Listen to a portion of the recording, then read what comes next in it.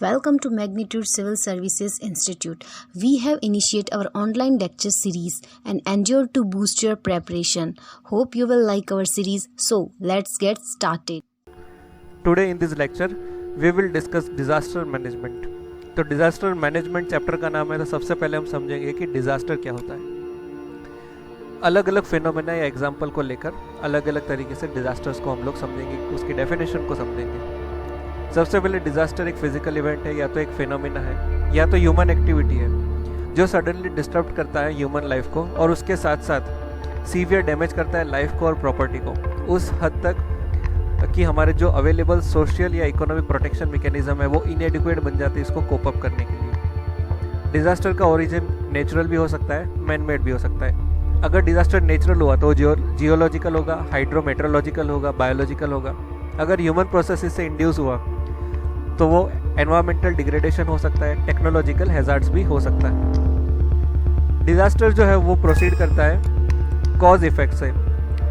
एक तो होता है इंडोजेनस यानी कि इनहेरेंट, दूसरा होता है एक्सोजेनस यानी कि एक्सटर्नल फैक्टर। जब ये कंबाइन होता है तो एक इस तरह का फिनोमेना बनता है जो लार्ज स्केल पर डिस्ट्रक्शन करता है। डिज़ास्टर यानी कि इक्विलिब्रियम डिस्टर्ब होना, जिसको बाद में रिस्टोर्ड या रिमेडिएट कर सकते हैं प्रोएक्टिव पॉलिसी की मदद से। जो ट्रेडिशनल परसेप्शन है डिज़ास्टर का, उसका मतलब था कि सिर्फ नेचुरल फिनोमेना जो ह्यूमन इंटरवेंशन से बाहर हो, ठीक है, लेकिन ऐसा सही नहीं है, ऐसा आज के ज़माने पर सच नहीं है। अब बात करते हैं डिज़ास्टर मैनेजमेंट क्या होता है। तो ये एक अटेम्प्ट है जिसकी मदद से हम लोग एक प्रोसेस के अंदर इंक्वायर होता है, उसमें हम लोग पोटेंशियल डैमेज जानते हैं कि वो क्या पोटेंशियल डैमेज है, हैजार्ड्स है जो डिज़ास्टर में कन्वर्ट होता है, ठीक है, और उसके बाद आइडेंटिफाई करते हैं उसके कॉजेज़ को और रेक्टिफाई करते हैं उसको कुछ पब्लिक पॉलिसीज़ की मदद से। यानी कि जो भी आपदा आ रही है उसको समझना, फिर उसके कॉजेज़ जानना और रेक्टिफाई करना, रेमेडी का काम करना पॉलिसीज़ के मदद से, उसको कहते हैं डिज़ास्टर मैनेजमेंट। क्लासिफिकेशन देख लेते हैं। तो दो प्रकार के डिज़ास्टर है, नेचुरल एंड मैन मेड। इस लेक्चर के अंदर, इस वीडियो के अंदर हम लोग नेचुरल डिज़ास्टर्स के बारे में डिटेल में डिस्कस करेंगे। इसके अगले वीडियो में हम लोग मैन मेड डिज़ास्टर की बात करेंगे और तीसरे वीडियो में एनडीआरएफ क्या है, कितने फोर्सेस है, कौन कौन सी बटालियंस है, सरकार ने क्या मेजर्स लिए हैं और लोगों का क्या रोल है, मीडिया का क्या रोल है, वो हम पूरा प्रिवेंटिव मेजर्स और अलग अलग सरकार की योजना, पॉलिसी और एनडीआरएफ एक्ट के बारे में भी हम लोग लास्ट से इस वीडियो के अंदर बात करेंगे। तो आइए इस टेबल के अंदर देखते हैं। नेचुरल डिज़ास्टर के अंदर सबसे पहले है वाटर एंड क्लाइमेट से होता हुआ डिज़ास्टर। तो flood, cyclone, tornado, hurricanes, hailstorms, cloudburst, heat waves and cold waves, snow avalanches, droughts, sea erosion, thunder, lightning, ये सारे water and climatic natural disaster है। दूसरा आता है जो जियोलॉजिकल, इसमें लैंडस्लाइड्स एंड मड फ्लो होता है, earthquake, large fires, dam failures या डैम बर्स्ट, माइन फायर्स। और तीसरा होता है बायोलॉजिकल यानी कि एपिडेमिक्स, यानी कि अभी जो आया कोरोना वगैरह, paste attacks, cattle epidemics and food poisoning. Man made disasters की बात करते हैं तो केमिकल, इंडस्ट्री एंड न्यूक्लियर से होता हुआ। तो केमिकल एंड इंडस्ट्रियल डिजास्टर सबसे पहला, रिसेंटली एक घटना हुई थी विशाखापट्टनम के अंदर, जब एलजी के प्लांट से वो केमिकल लीक हुआ था और दुर्घटना घट गई थी। उसके बाद एनडीआरएफ की टीम वगैरह को हमने वहाँ पे बुलाया था ताकि सिचुएशन को कंट्रोल किया जाए। फिर न्यूक्लियर डैमेज होना या तो न्यूक्लियर लीकेज होना भी एक प्रकार का मैन मेड डिजास्टर है। एक्सीडेंटल्स की बात करते हैं, फॉरेस्ट फायर होना, अर्बन फायर होना, माइन फ्लडिंग होना, ऑयल स्पिल होना ओशियंस के अंदर, बिल्डिंग का कोलैप्स होना, सीरियल बॉम्ब ब्लास्ट होना, फेस्टिवल रिलेटेड डिजास्टर्स जैसे कि हम होली कलर और केमिकल वगैरह यूज़ करते हैं, पानी बर्बाद करते हैं, दिवाली में पटाखे जला के हम लोग पॉल्यूशन करते हैं, पॉल्यूटेड कर देते हैं हमारा पूरा जो एयर है उसको। इस प्रकार से अलग अलग फेस्टिवल्स में भी डिज़ास्टर्स या तो पॉल्यूशन एक तरह का होता है। फिर electrical disaster and fire, air, road और रेल के ऊपर एक्सीडेंट्स और बोट कैप्साइजिंग भी होता है। नोडल मिनिस्ट्रीज़ की बात करते हैं तो अलग अलग टाइप के डिज़ास्टर्स के आधार पर नोडल मिनिस्ट्री को असाइंड किया हुआ है ताकि वो अपने टास्क को कोऑर्डिनेट करे, सारी एक्टिविटीज़ को अपने हिसाब से देखे, चाहे वो स्टेट हो या एडमिनिस्ट्रेशन लेवल का हो, अदर डिपार्टमेंट या मिनिस्ट्रीज़ की सपोर्ट में। जैसे कि न्यूक्लियर एक्सीडेंट हुआ तो डिपार्टमेंट ऑफ एटॉमिक एनर्जी देखेगा, केमिकल डिजास्टर हुआ तो मिनिस्ट्री ऑफ एनवायरनमेंट है, बायोलॉजिकल डिजास्टर के लिए मिनिस्ट्री ऑफ हेल्थ है। हम रिसेंटली इसका एग्जांपल देखते हैं, कोविड-19 एक बायोलॉजिकल डिजास्टर अगर मैं कंसिडर करूं तो हेल्थ मंत्रालय अभी काफ़ी अच्छे से काम कर रहा है, या तो ये सारी देख रेख रख रहा है। फिर अर्बन फ्लडिंग हुआ तो मिनिस्ट्री ऑफ अर्बन डेवलपमेंट उसका केयर करेगा। एयर एक्सीडेंट हुआ तो ministry of civil aviation. Road accident हुआ तो ministry of road transport and highways. Railway accidents हुआ तो ministry of railways. And civil war हुआ तो मिनिस्ट्री ऑफ होम अफेयर्स, गृह मंत्रालय। डिजास्टर मैनेजमेंट के हम लोग अलग अलग फेजेस देखते हैं। तो डिजास्टर मैनेज करने के लिए 3 फेज होता है। सबसे पहला फेज है बिफोर द क्राइसिस। तो बिफोर द क्राइसिस हम लोग क्या करते हैं? प्रिपेयर्डनेस। प्रिपेयर्डनेस में सबसे पहला स्टेप है preventing and mitigating the crisis. Crisis किस तरह का है, किस तरह से हम उसको आने से रोक सकते हैं, उन सब का ब्यौरा हम लोग करते हैं। और दूसरा preparation of actual occurrence. Actual occurrence जब होता है उसके होने से पहले हम प्रिपेयर रहते हैं। यहाँ पर हम फिर से अगेन एग्जांपल लेंगे कोविड-19 कोरोना वायरस का।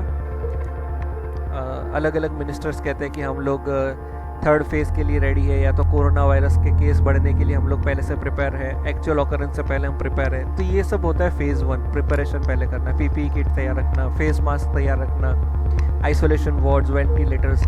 अगर ये पहले से तैयार होता है तो उसको हम बोलते हैं प्रिपेयर्डनेस। और साउथ कोरिया ने काफ़ी अच्छे से इस पे ऊपर काम किया था। फेज 2 आता है जब क्राइसिस चल रहा होता है। इसमें इमरजेंसी रिस्पॉन्स चाहिए। सबसे पहला आता है इवैक्यूएशन। अगेन मैं कोविड का एग्जांपल लेता हूँ। इवैक्यूएशन के तौर पर हम लोगों ने एयरलिफ्ट के बाहर जो भारतीय फंसे हुए थे उनको इंडिया के अंदर लेकर आए, चाइना, इटली वगैरह से। फिर search and rescue. Suppose earthquake होता है और किसी मकबरे के अंदर कोई फंसा हुआ है तो उसका सर्च एंड रेस्क्यू किया जाता है। फ्लड हुआ तो आपने केदारनाथ मूवी के अंदर देखा होगा किस तरह से सर्च एंड रेस्क्यू किया जाता है। और बेसिक नीड का प्रोविजंस फुलफिल करना। कोविड का एग्जांपल बेसिक नीड्स क्या, हमारा दूध, अनाज वगैरह मिलता रहे। तो इसी प्रकार से दूसरे डिजास्टर्स की अलग प्रकार की बेसिक नीड्स होती है। तो वहाँ पे भी शेल्टर होता है। सपोज बारिश आ रही है, बाढ़ आ गई, अर्थक्वेक आया, तो एक टेम्पररी शेल्टर प्रोवाइड किया जाना, खाने पीने का सामान प्रोवाइड करना, कपड़े प्रोवाइड करना, ये सब। पोस्ट क्राइसिस क्या होता है? क्राइसिस खत्म होने के बाद जो भी डैमेज हुआ उसका रिकवरी, जो बर्बाद हुआ या तो जो लोग बेघर हुए उनका रिहेबिलिटेशन, और जो डैमेज हुआ प्रॉपर्टी उसका रिकंस्ट्रक्शन। तो ये 3 फेज है डिजास्टर मैनेजमेंट का। इंडिया का वल्नरेबिलिटी एटलास देखते हैं, वल्नरेबिलिटी मैप देखते हैं कि इंडिया का जो पूरा कंट्री है वो कितना खतरे में है। अर्थक्वेक की बात करते हैं तो इंडिया का 60% एरिया अर्थक्वेक से वल्नरेबल है। साइक्लोन में 8% का एरिया साइक्लोन से वल्नरेबल है, 12% का एरिया फ्लड से, और 68% का जो लैंड है वो कल्टीवेशन जो होता है वो ड्रॉट वाला एरिया, यानी कि बारिश होगी तो पानी मिलेगा, नहीं तो वापस सूखा पड़ जाएगा। जो नेचुरल हैजर्ड्स है वो इंजरी करता है और लाइफ को लॉस करता है, प्रॉपर्टी को डैमेज करता है, सोशल इकोनॉमिक डिस्ट्रप्शन लाता है और एनवायरमेंटल डिग्रेडेशन भी करता है। इंडिया के लिए मेजर हैजर्ड्स है earthquake, landslides, droughts, cyclone, flood, forest fire और अलग प्रकार के कुछ प्रकार के fire accidents. World bank report के हिसाब से इंडिया का जो डायरेक्ट लॉस है डिजास्टर की वजह से वो 2% ऑफ द जीडीपी है।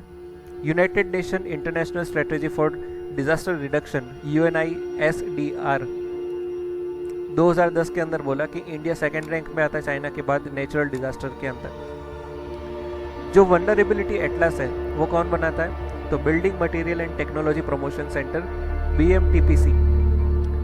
ये अलग अलग एरिया कौन कौन से प्रोन है, कौन कौन से डिजास्टर्स वहाँ पे आ सकते हैं, तो मल्टीपल हैजार्ड्स का ये मैप तैयार करके देता है। कारण क्या होता है डिजास्टर्स के? एक तो बढ़ता पॉपुलेशन और दूसरा अर्बनाइजेशन। ये सब अगर प्रॉन एरिया में हुआ या प्रॉन एरिया के अंदर कोई अदर डेवलपमेंट वर्क किया तो हैजार्ड्स का एक्सपोजर उन पर बढ़ जाएगा, वो ज़्यादा खतरे में हो जाएंगे। दूसरी हम आगे बात करते हैं नेचुरल डिजास्टर इंडिया के अंदर।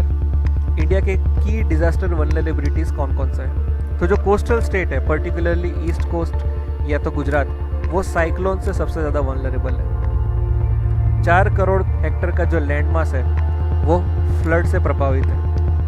68% का जो नेट सोन एरिया है वो ड्रॉट से वल्नरेबल है। 55% का जो टोटल एरिया है वो किसी ना किसी सेस्मिक जोन के अंदर है, यानी कि 3 से लेकर 5 तक, 3, 4, 5 सेस्मिक जोन के अंदर आता है 55%। अर्थक्वेक जब हम पढ़ेंगे तब बताऊंगा मैं सेस्मिक जोन क्या होता है। सब हिमालयन सेक्टर और वेस्टर्न घाट जो है वो लैंडस्लाइड से वल्नरेबल है, वहाँ पर लैंडस्लाइड्स के खतरे होते हैं और वहाँ पे लगातार होता रहता है लैंडस्लाइड्स। आगे हम बात करते हैं अलग अलग डिजास्टर्स की डिटेल में। अर्थक्वेक को सबसे पहले लेते हैं। तो जब प्लेन्स के अंदर फॉल्ट होता है वो सोर्स होता है अर्थक्वेक का।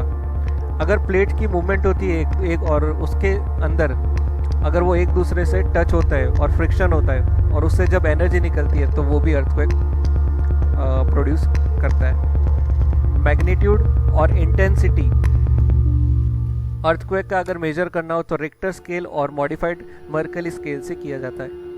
अर्थक्वेक एक अनप्रेडिक्टेबल और अनप्रिवेंटेबल डिजास्टर है। 95% लोग अर्थक्वेक की वजह से इसलिए मरते हैं क्योंकि वो बिल्डिंग के अंदर दब जाते हैं। सो ये सबसे ज़्यादा डेंजरस होता है जब वो नाइट में आता है, बिकॉज सब लोग अंदर सो रहे होते हैं, तो उठकर भागने का चांसेस या बचने के चांसेस थोड़े कम हो जाते हैं। अर्थक्वेक जब आता है तो उसके साथ साथ फ्लड, फायर, लैंडस्लाइड्स और ह्यूज ओशियन वेव्स यानी कि सुनामी भी आ सकती है अगर पर्टिकुलर उस प्रकार के एरिया में अर्थक्वेक आया तो। सपोज ओशियन के अंदर अर्थक्वेक आया तो सुनामी हो सकता है, और रिवर एरिया के अंदर हुआ तो फ्लड्स आ सकता है। फिर जो पुअर लोग हैं वो प्रॉन एरिया के अंदर रहते हैं, उनके घर जो है वो रेजिस्ट नहीं कर पाते क्वेक को और वो ज़्यादा अफेक्टेड हो जाते हैं। आगे देखते हैं हम लोग। रिस्क के आधार पर हम लोग इंडिया को वेरियस जोन में डिवाइड करते हैं। जोन 1 वो होता है जो नॉट अफेक्टेड है अर्थक्वेक से। जोन 2 के अंदर जो लो रिस्क पर है, मॉडरेट रिस्क वाले जोन 3 के अंदर, हाई रिस्क वाले 4 और वेरी हाई रिस्क वाले होते हैं जोन 5 के अंदर। जो सब टेरेन एरिया हिमालय का वो जियोलॉजिकली एक्टिव है और वो ज़्यादा अर्थक्वेक प्रोन एरिया है। इफेक्ट के आधार पर जिस प्रकार के इफेक्ट देखे जाते हैं उसके आधार पर 12 क्लास के अंदर हम लोग एरिया को डिवाइड करते हैं। क्लास 1, 2, 3 उसको बोलते हैं जहाँ पर अर्थक्वेक सिर्फ कुछ लोगों के द्वारा फील किया जाता है। फिर अगर पेंडेमिक क्लॉक बंद हो गया और सभी लोगों ने अर्थक्वेक को फील किया और कुछ ऑब्जेक्ट्स गिर गए तो वो एरिया होगा क्लास 4 to 5 यानी कि वो अर्थक्वेक होगा 4 to 5 के बीच वाला।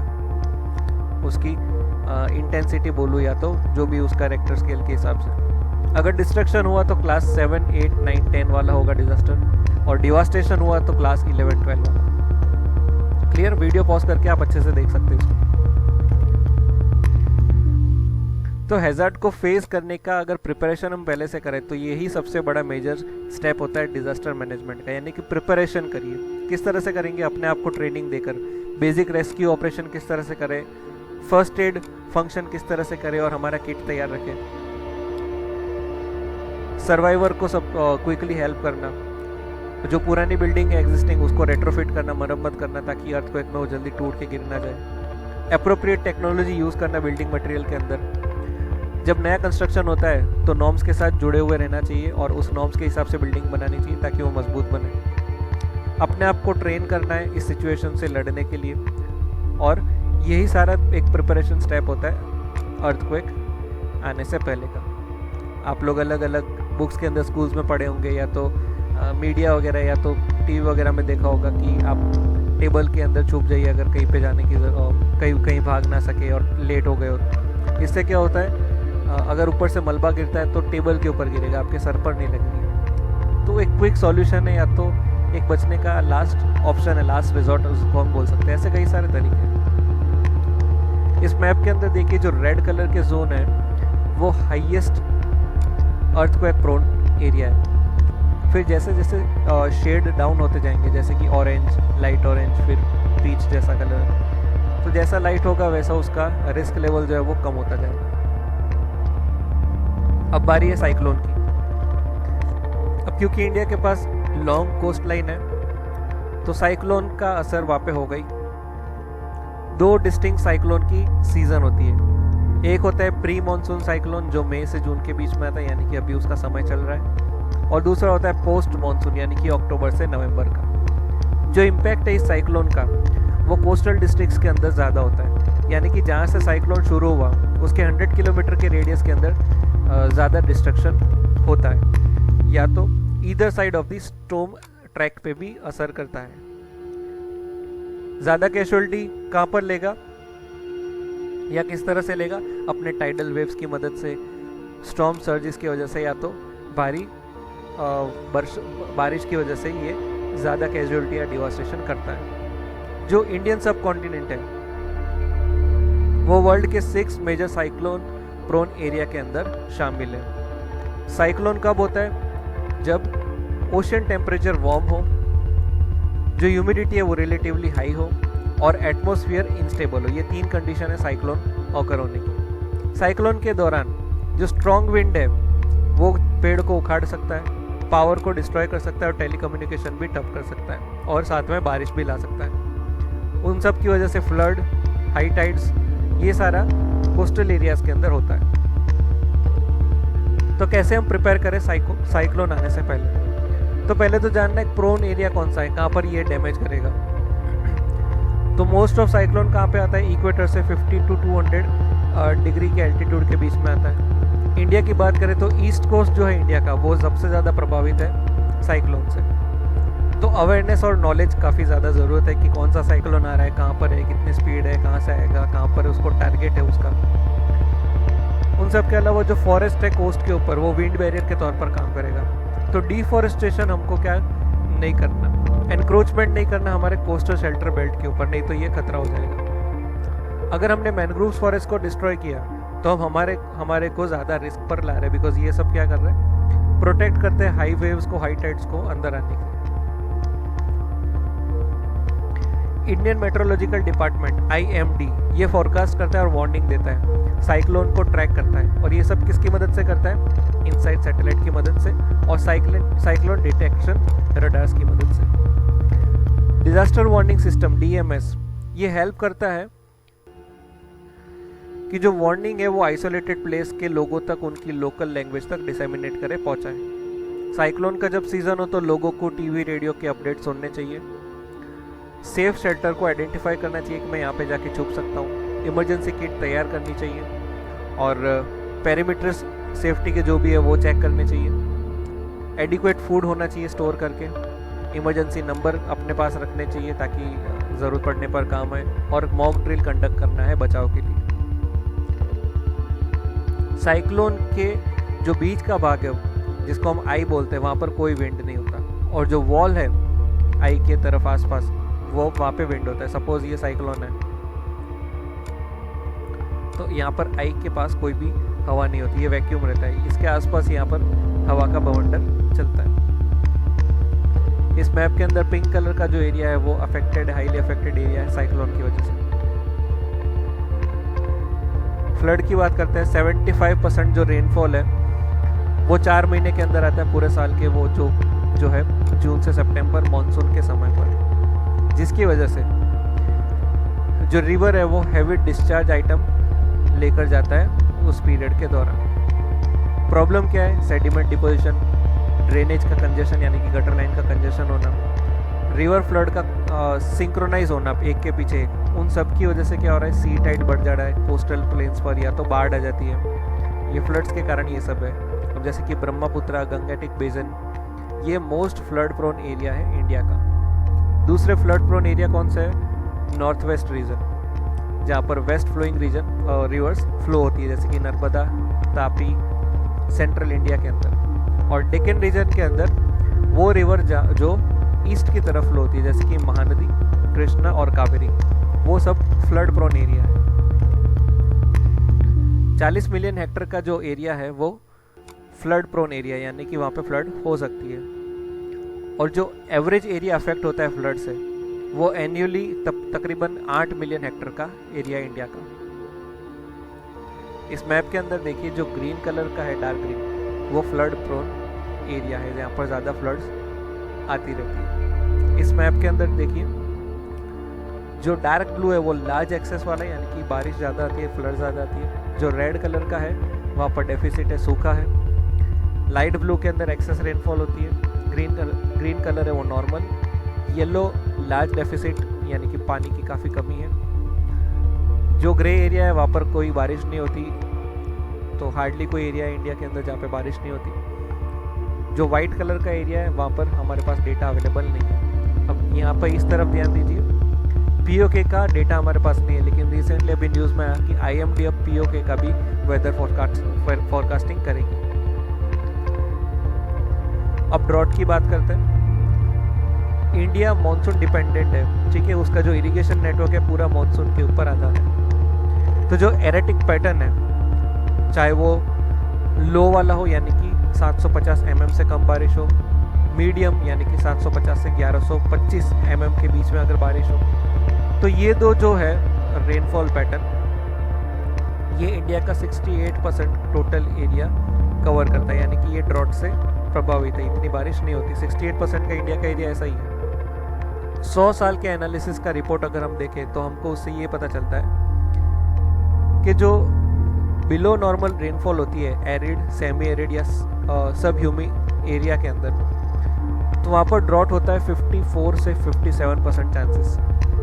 सीवियर या रेयर ड्रॉट्स जो है वो अकर होता है एरिड या सेमी एरिड जोन के अंदर हर 8 से 9 साल के अंदर। जो सेमी एरिड या एरिड क्लाइमेटिक जोन है उसका अंदाज़ा 50% लग जाता है कि वहाँ पर सीवियर ड्रॉट्स हो सकता है, ठीक है, और ये 76% ऑफ द एरिया कवर करता है इंडिया का, यानी कि 76% एरिया है, वहाँ पे 50% चांस होता है कि ड्रॉट हो सकता है। इस रीजन के अंदर रेड ड्रॉट आता है जो मोस्ट सीरियस इंटेंसिटी वाला होता है, और ऑन एन एवरेज ये 32 साल के अंदर एक बार आती है। ये भारी प्रकार का ड्रॉट, बहुत ही दर्दनाक सूखा जिसमें ज़मीन के ऊपर क्रैक्स भी पड़ जाते हैं, ठीक है। ऑलमोस्ट हर 3 साल में एक छोटा सा ड्रॉट तो हम लोग फेस करते ही हैं।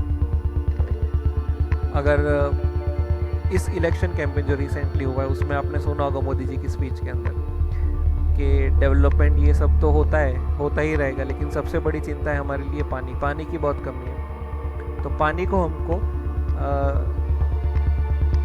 जुडिशियली यूज़ करना चाहिए, जितना ज़रूरत हो उतना ही यूज़ करना चाहिए। किस प्रकार से हम पानी का यूज़ कर सके अपने रेगुलर एक्टिविटी से, तो हमें वो टेक्निक बदलनी पड़ेगी ताकि कम से कम पानी का उपयोग हो। ये सब हम आगे डिस्कस करेंगे। ड्रॉट की वजह से क्या होता है, फूड की कमी आ जाती है, क्योंकि पानी नहीं होगा खेती कैसे करोगे, खेती नहीं होगी तो खाना कैसे आएगा। फोडर की कमी आ जाएगी जो डोमेस्टिक एनिमल्स हैं उनके लिए। वाटर या एम्प्लॉयमेंट बाद में छीन जाएगा। वुमेंस जो है वो सबसे ज़्यादा अफेक्टेड होती है अगर ड्रॉट आता है तो, बिकॉज पानी की कमी होगी तो इन्हीं को ही दूर कुएं तक या कैनाल तक या किसी लेक तक अपना घड़ा वगैरह उठा के पानी भरने के लिए जाना पड़ता है। अगर शहर वाली एरिया की बात करते हैं तो इन्हीं को ही लाइन में खड़ा रहना पड़ता है म्यूनसिपालिटी के टैंकर के आगे, तो सबसे ज़्यादा अफेक्टेड इनको होता है। इन सब के अलावा न्यूट्रिशन में कमी आ जाती है, एजुकेशन एंड प्रॉपर हेल्थ नहीं मिलता, स्कूल ड्रॉपआउट्स बढ़ जाता है पानी की कमी की वजह से, और चाइल्ड लेबर बढ़ जाता है। जो IMD ने इन्फॉर्मेशन दी है उसके आधार पर हम लोग प्लान्ड एफर्ट बना सकते हैं ताकि जो रिसोर्सेज है उसको कंजर्व कर सके, बचा सके, और लैंड एंड वाटर का मिसयूज प्रिवेंट कर सके, अवरोध कर सके। फार्मर और ट्राइबल ग्रुप जो है वो सबसे ज़्यादा अफेक्ट होते हैं ड्रॉट की वजह से। कम पानी की वजह से ड्रिंकिंग, कुकिंग, एग्रीकल्चर, उन सब के लिए कम पानी की वजह से प्रोडक्शन कम होता है और उसकी वजह से अनएम्प्लॉयमेंट भी बढ़ जाता है। कौन से स्टेप्स हम लोग लें जिसकी वजह से ड्रॉट ना हो, तो रेन को हार्वेस्ट करना, रेन का पानी बचाना, वेजिटेशन कवर बढ़ाना यानी कि फॉरेस्ट एरिया बढ़ाना, वाटरशेड प्रोग्राम्स को प्रमोट करना, ड्रॉप रेजिलिएंट वैरायटी को अपनाना यानी कि कम पानी में ज़्यादा खेती या तो अच्छा उपजाऊ हो, ऑल्टरनेटिव क्रॉप्स लेना यानी कि ऐसे क्रॉप लेना जिसको पानी की कमी पहले से ही कम पानी में वो उग जाए, कैपेसिटी बिल्डिंग करना कम्युनिटीज़ की ताकि वो सक्षम हो कि पानी बचाना है, इस तरह से बचाना चाहिए, बिकॉज उनको पता नहीं होता कि किस तरह से मैं पानी बचा सकता हूँ। छोटा सा एग्जांपल लेते हैं हम लोग डेली लाइफ का। सपोज़ आपको ब्रश करना है और आप उसके बाद जो अपना मुंह साफ़ करते हो तो रनिंग टैप वाटर को आप यूज़ करोगे तो ज़्यादा पानी बहेगा, बिकॉज आप हाथ में लेंगे, मुंह में डालेंगे और बाद में वापस आप जब मुंह से पानी निकालोगे तब तक वो नल से पानी चलता ही रहता है। तो बेटर ऑप्शन है कि आप मग के अंदर या ग्लास के अंदर पानी लेकर अपना ब्रश करिए तो उतना पानी बचता है। तो ये एक छोटा सा एग्जांपल, ऐसे कई सारे एग्जांपल्स या आप अलग अलग प्रैक्टिकल्स या टेक्निक अपना सकते हैं जिसकी वजह से पानी का कम से कम उपयोग हो। फिर क्रॉप्स को या तो सीड इंश्योरेंस स्कीम को प्रमोट करना, अवेयरनेस क्रिएट करना लोगों के अंदर। आपने वो ऐड देखी होगी, टीवी के अंदर आती है, डेजर्ट एरिया के अंदर शावर लगा देता है तो वो सब लाइन लगा देते हैं पानी भरने के लिए, तो पीछे लाइन बोलते हैं कि पूरे गांव ने पानी पी लिया और भर लिया और शहर वाले का नाना अभी तक चल ही रहा है। तो देखिए शहर वाले कितना पानी वेस्ट करते हैं और गांव वाले उसकी वैल्यू करते हैं। तो अवेयरनेस की काफ़ी ज़रूरत है, इसे छोटी मोटी ऐड से लेकर एफिशिएंट इरिगेशन सिस्टम को हमें सेट करना पड़ेगा ताकि ज़्यादा से ज़्यादा पानी हम बचा सकें। नेचुरल एक्विफायर को भी कंजर्व करना पड़ेगा। अब यहाँ पे एक और मैं आपको एग्जांपल देता हूँ गुजरात के अंदर कि जो नर्मदा कैनाल बनी हुई है उसके कुछ हिस्से के ऊपर सोलर पैनल लगा दिया गया है, जिससे क्या होगा, पानी भी इवेपोरेट नहीं होगा और सोलर से बिजली भी उत्पाद होगी। तो दोनों फ़ायदा हो गया, एक तीर दो निशान जैसा। तो इस प्रकार के कई सारे इनोवेटिव आइडिया की हमको ज़रूरत है अगर नेचर को हमें बचाना हो तो। अगर नहीं बचाया तो ये कोरोना जैसी महामारी से नेचर अपने आप को हील करेगा और वो आप देख ही रहे हैं। इस मैप के अंदर देखिए जो ये येलो एरिया है वो मॉडरेटली अफेक्टेड है, सीवियरली अफेक्टेड है। ये वाला है मॉडरेटली अफेक्टेड एरिया ड्रॉट से, यानी कि गुजरात राजस्थान में ज़्यादा सूखा है, मध्य प्रदेश, ओडिशा, आंध्र प्रदेश, तेलंगाना में थोड़ा मॉडरेट प्रकार का सूखा पड़ता है। इस मैप के अंदर भी आप देख सकते हैं सीवियर ड्रॉट एरिया, ये ताज़ा अपडेट है, वो पुराना मैप था। ये रेड है वो सीवियरली अफेक्टेड, ऑरेंज है वो एरिया नियर बाय ड्रॉट। आप पॉज करके इसको देख सकते हैं। लैंडस्लाइड्स एंड एवेलेंचेस की बात करते हैं तो हिमालयन एरिया, नॉर्थ ईस्ट का हिल रीजन, वेस्टर्न घाट का एरिया वो कंसिडरेबली लैंडस्लाइड एक्टिविटी को एक्सपीरियंस करते रहते हैं। रिवर का erosion, seismic movement, heavy rainfall, ये सब कॉजेज है लैंडस्लाइड्स या एवेलेंचेस के। भारी बारिश होने की वजह से भी या साइक्लोन के साथ भी डिस्टर्ब हो सकता है वो लैंड हिली एरिया और लैंडस्लाइड एक्टिविटी हो सकती है, वेस्टर्न घाट के अंदर होती है इस प्रकार से। एवेलेंचेस जो है वो मेजर हैजार्ड है हायर रिचेस ऑफ हिमालय के अंदर। जो हाई रिचेस वाले हिमालयन एरिया है एवेलेंचेस वहाँ पे होते रहते हैं। कुछ पार्ट जो हिमालय का है वहाँ पे स्नोफॉल अराउंड द ईयर होता रहता है, तो एडवेंचर स्पोर्ट्स अबंडेंसली वहाँ पर होता है उन सब लोकेशन के ऊपर। सीवियर स्नोफॉल एवेलेंस की वजह से जम्मू कश्मीर, हिमाचल या वेस्टर्न पार्ट ऑफ जो उत्तर प्रदेश के हिल एरिया है वहाँ पर प्रभाव पड़ता है। करीब 20,000 का पॉपुलेशन नुब्रा और श्योक वैली के अंदर रहते हैं। माउंटेनर्स और ट्रैकर्स एवेलेंसेस को वहाँ पर फेस करते हैं। इस मैप के अंदर देखिए जो ग्रीन कलर है वो लो हैजार्ड एरिया है, जो ब्लू कलर है वो हाई हैजार्ड एरिया है, ऑरेंज कलर का हाई हैजार्ड एरिया। जो रेड कलर की लाइन है यहाँ पर है, इधर है, ये सब मॉडरेटली है, और ग्रीन कलर लो वाला है और वाइट वेरी लो हैजार्ड। इस पूरे मैप के अंदर सारे प्रकार के नेचुरल डिजास्टर आपको दिख जाएंगे इंडिया में होने वाले। ऑरेंज कलर का पूरा है ड्रॉट प्रोन एरिया जहाँ पे सूखा पड़ता है। येलो कलर का जो एरिया है वहाँ पर साइक्लोन का असर होता है या साइक्लोन वहाँ पे ऑकर होता रहता है। येलो हॉट डेजर्ट है, ग्रीन कलर कोल्ड डेजर्ट है यहाँ पर, और जो ग्रे कलर के पैचेस है वहाँ पर अर्थक्वेक की जो एक्टिविटी होती रहती है। ब्लू कलर का जो रिवर दिख रहा है वहाँ पे फ्लड्स के चांसेस ज़्यादा है। ये अपडेटेड मैप्स के अंदर भी आप देख सकते हैं। यहाँ पर ग्रीन कलर जो है मिलिट्री ग्रीन वो साइक्लोन प्रोन एरिया है, blue colour flood, pinkish colour में ड्रॉट होता है, रेड कलर हॉट डेजर्ट वाला है, और फ्रिजिड डेजर्ट पर्पल कलर के एरिया के अंदर। पीओके का डेटा अभी हमारे पास नहीं है, लेकिन आईएमडी ने अब उसका जो फॉरकास्टिंग है उसका शुरू कर दिया, तो आने वाले रिपोर्ट्स के अंदर पीओके भी आ जाएगा। क्यों शामिल किया वो बखूबी आप जानते हैं। तो आज के इस चैप्टर में, आज की सीरीज़ में नेचुरल डिज़ास्टर के बारे में मैंने बताया। आने वाले वीडियो के अंदर मैनमेड डिज़ास्टर और उसके बाद एनडीआरएफ क्या होता है, उसका लॉ क्या है, कौन सा ड्राफ्ट है, सरकार ने क्या ड्राफ्ट बनाया है, पुलिस का मॉडर्नाइजेशन कैसे करें, कितनी बटालियन है, क्या मेजर्स हम लोग ले सकते हैं, क्या स्कीम्स चल रही है डिज़ास्टर मैनेजमेंट को लेकर, वो सारा हम विस्तार से चर्चा करेंगे। फर्दर कोई आपको डाउट हो या आपको सजेशन देना हो तो कमेंट में बताइए, हम उसको सॉल्व करेंगे, और सजेशन होगा तो हम उस पर आगे वर्कआउट भी करेंगे। Thank you so much.